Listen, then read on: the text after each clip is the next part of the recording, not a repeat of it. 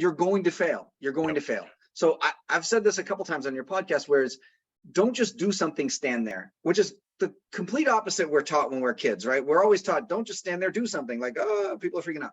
Don't just stand there, do something.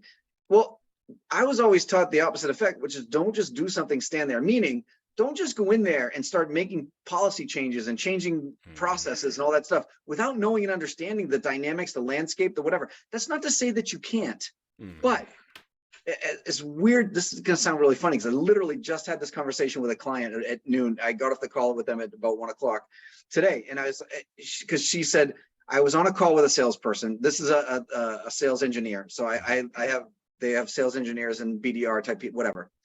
And so they called me because they wanted my advice.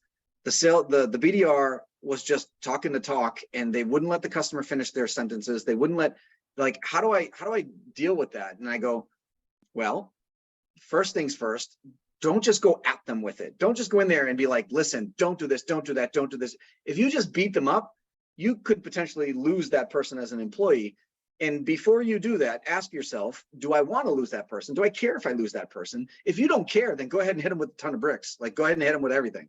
If you do care, if you don't want to lose this person, if this is the first time that you've had this experience with them, you have to stop and step back for a second.